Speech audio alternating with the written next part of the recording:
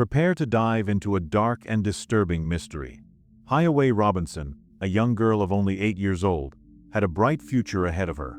However, something terrible happened that took the life of this little girl, leaving an entire community in shock and mourning. What could have led to such a tragic fate? What dark secrets lie behind this devastating story? Join me as we unravel the mysteries and horrors surrounding this shocking case. In an environment unsuitable for a young girl, Hiaway Robinson was born on September 24, 2005, in Mobile, Alabama. She was a cheerful and outgoing girl, daughter of Wada Robinson and Yosha Populus, who separated after some time. She went to live with her mother and grandfather in the St. Stephen Woods apartment complex in Pritchard, Alabama. The atmosphere in St. Stephen Woods was not the most conducive to a healthy childhood. Yosha frequently received visits from various men who would gather to play dice and cards. On these occasions, it was common to see adults consuming alcoholic beverages, smoking cigarettes, and even using marijuana, all while Hiaway played with her sisters and cousins nearby. In addition to being exposed to these harmful behaviors, the girl was often under the care of her grandmother, Brenda Populus. Usually, she would watch television with a drink in hand until she fell asleep, leaving Hiaway free to do whatever she wanted without the supervision of a responsible adult. Hiaway's other grandmother, Merlin Robinson Howard, acted as a mediator between Yosha and Wada regarding the girl.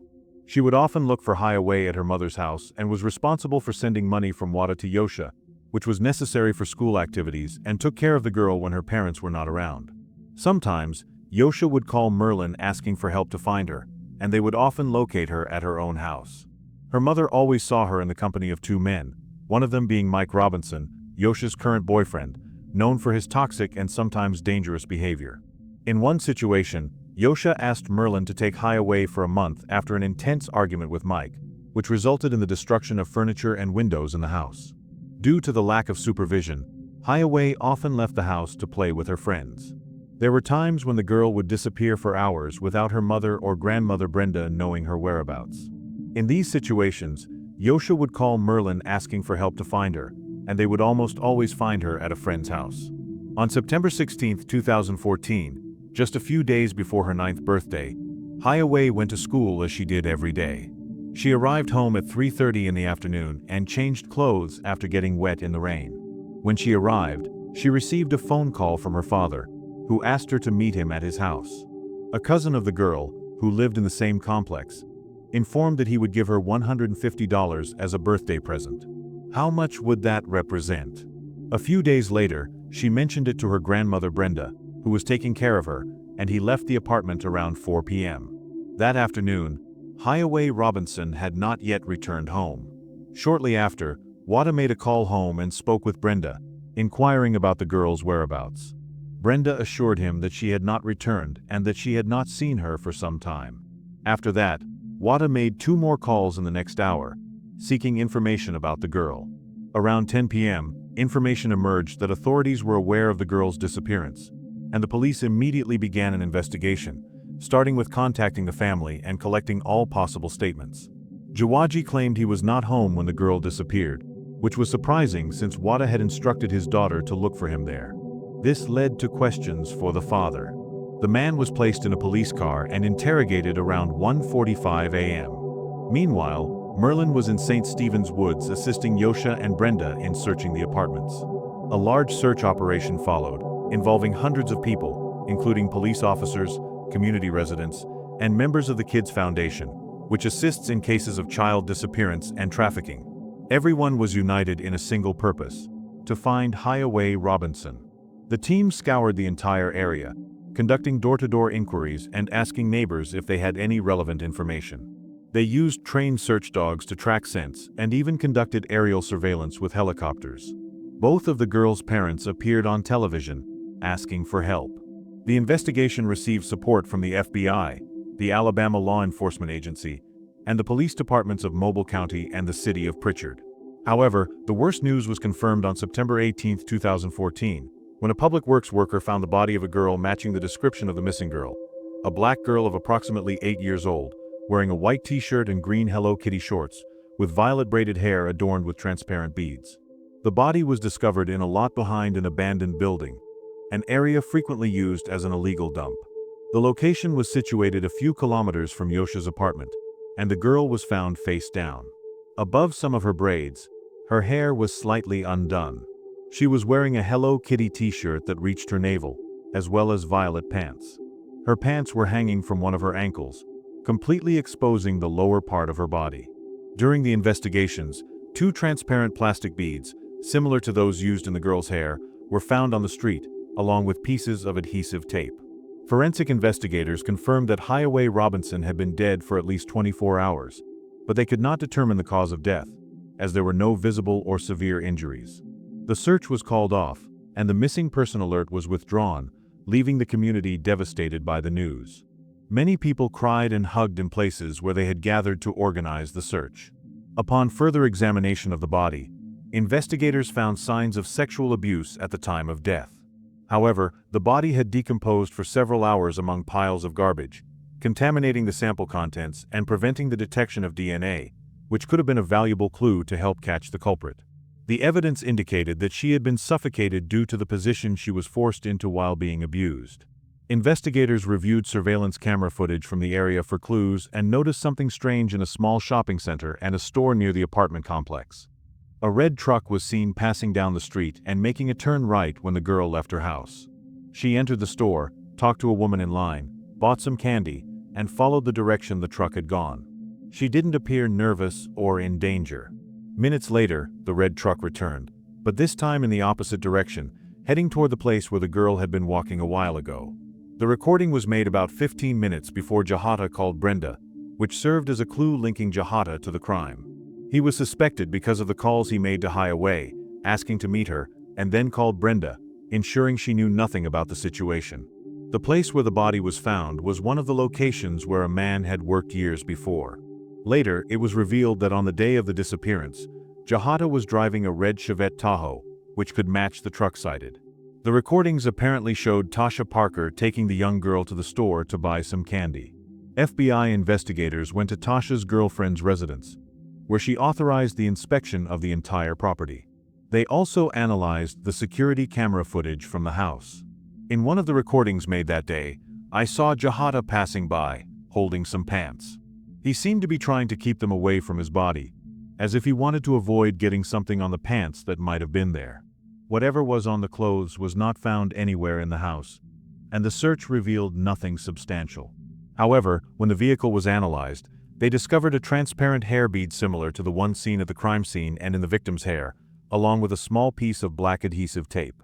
From that moment on, the investigation began to focus on Jahata as the main suspect.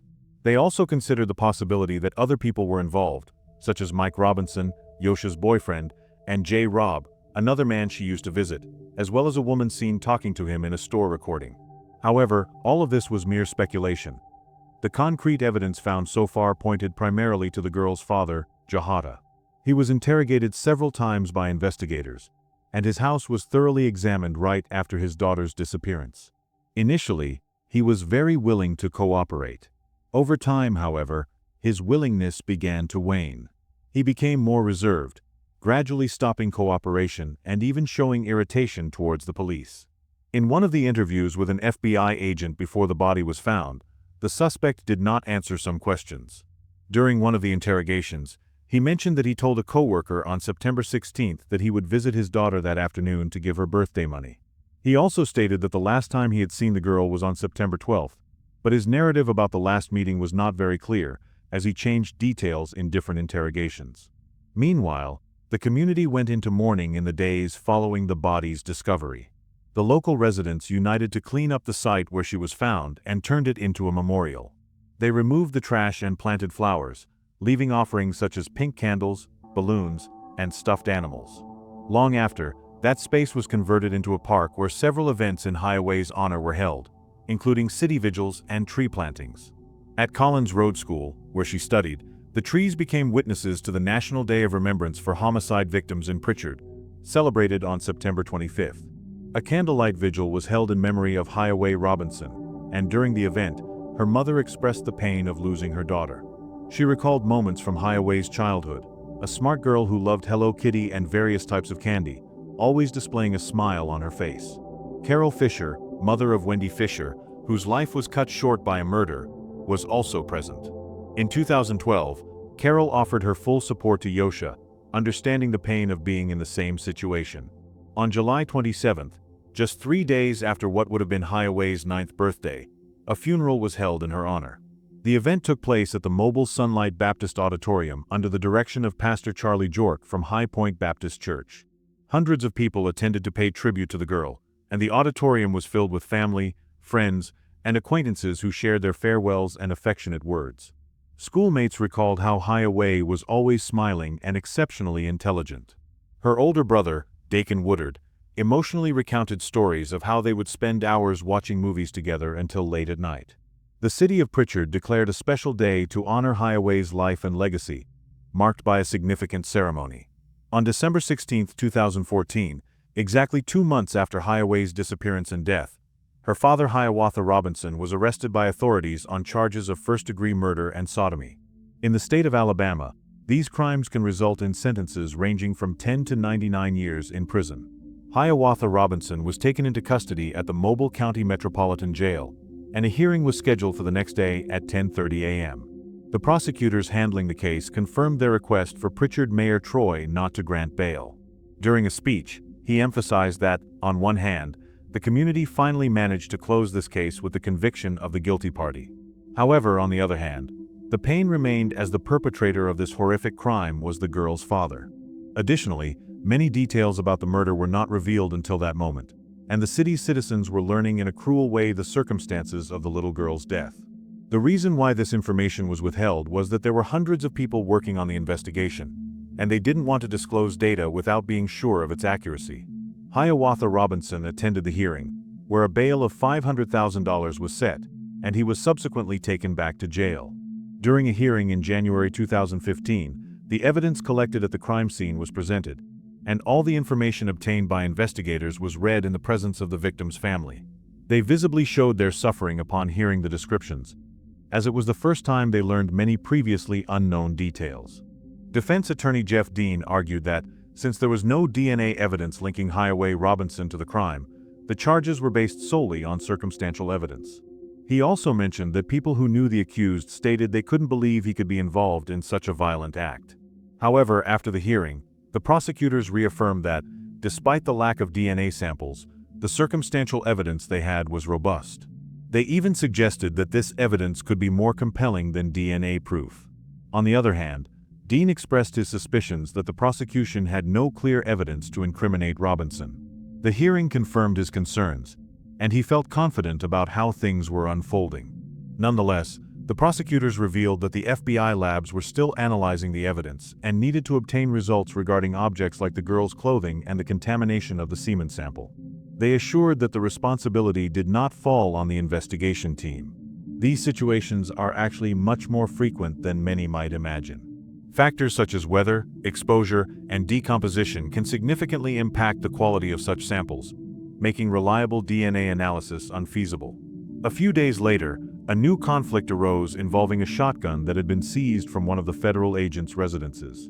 They were accused of illegal possession of weapons and had to face a trial about it. Hiaway Robinson, however, claimed that the weapon was seized illegally. His argument was that the order presented by the officers for the property search seemed to indicate they were looking for that type of armament, whereas by law, such documents need to specify the type of evidence being sought.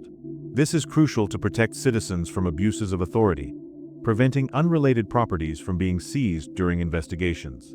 The order presented at the time stated that agents were seeking evidence in a case involving items like clothing, adhesive tape, black hair strands, and candy wrappers, which were noted as purchased from a store.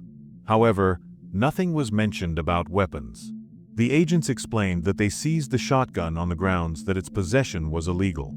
Prior to the incident, Huata already faced legal issues, including charges of theft, drug possession, and domestic violence, ranging from 2001 to 2011. Due to this history, he was not legally permitted to possess firearms, resulting in the shotgun seizure during the investigation at his residence.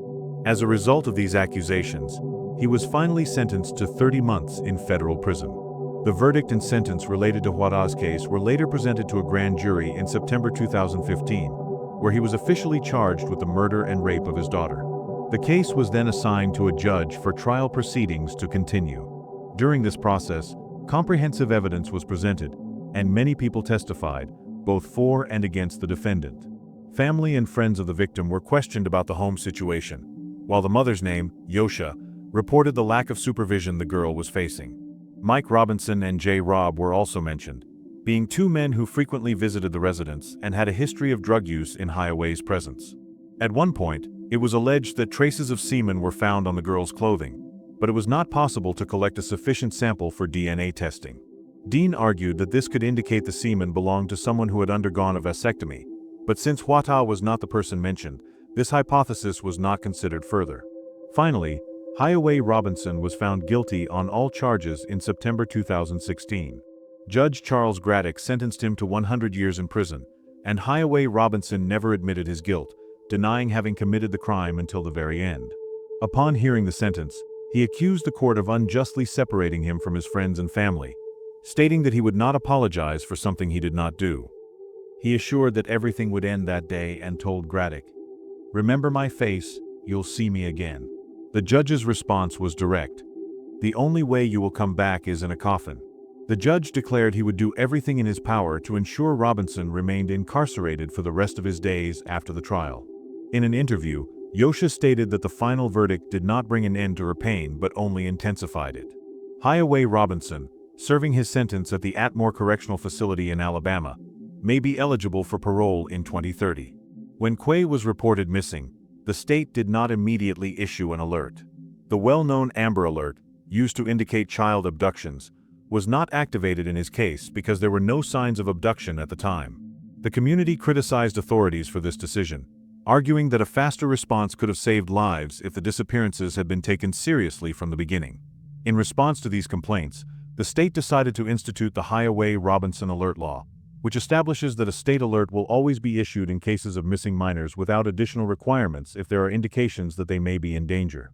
In a tribute to Hiaway, a street and a neighborhood in the city of Pritchard were named after her. Although Robinson has left the community, her memory is cherished, and her legacy continues to contribute to creating a better place. Thank you so much for watching this story. Your presence and support are essential for me to continue creating quality content. So, if you enjoyed this story, please like and subscribe to our channel so you don't miss any new episodes. Your subscription and comments are fundamental for me to keep bringing quality content. Leave your opinion in the comments, always with respect for the victims, and together let's build an even better community. Thank you so much for following my work, and I'll see you in the next episode.